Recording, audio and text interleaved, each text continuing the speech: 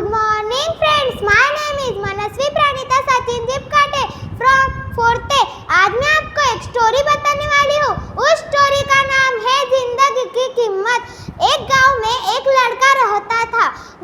एक बार वो अपने पापा से कहता है कि पापा क्या मैं आपको एक सवाल पूछूं?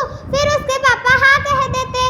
फिर वो उसके पापा से कहता है कि पापा मेरी जिंदगी की कीमत क्या है?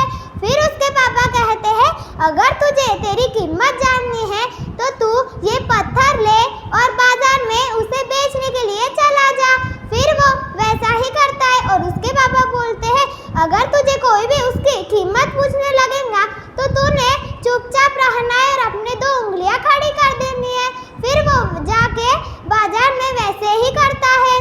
फिर वहाँ पे एक बूढ़ी औरत आती है। वो कहती है कि बेटा इस पत्थर की कीमत क्या है?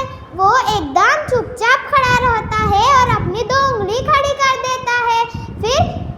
फिर वो मन में सोचने लगता है कि अरे इस बूढ़ी औरत को क्यों पत्थर की जरूरत पड़ गई? पत्थर तो कहाँ से भी मिल जाते हैं। फिर वो बूढ़ी औरत कहने लगी अच्छा 200 रुपए का एक पत्थर है, मुझे दे दो।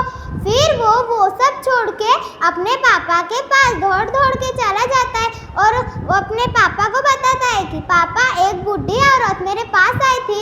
उसने पूछा था कि ये पत्थर कितने का है? आपने जैसा कहा था मैंने बस वैसा ही किया। फिर उसके पापा कहते हैं कि तू कल भी वैसा ही कर। फिर वो दूसरे दिन भी वैसा ही करता है जाके। फिर वहाँ से एक बूढ़ा आदमी गुजरता है।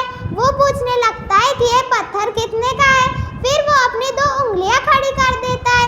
फिर वो बोलता है अच्छा 20,000 का, तो मुझे दे दो।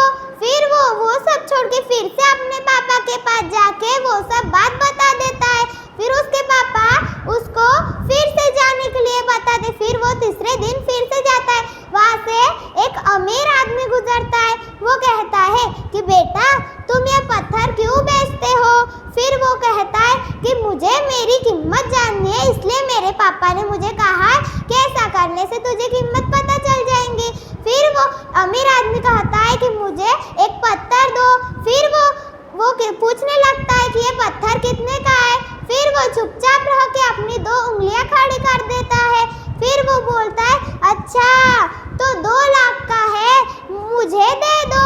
फिर वो सब छोड़ के अपने पापा के पास चला जाता है और उसके पापा कहते हैं तुझे पता चल गई कि तेरी कीमत क्या है? वो फिर अपने पापा को कहता है सॉरी पापा मैंने तो इस पत्थर में ही अपनी जिंदगी गुजार डाली है। इसीलिए इस कहानी से हमें यह सीख मिलती है कि आपकी कीमत आप पे ही निर्भर करती है।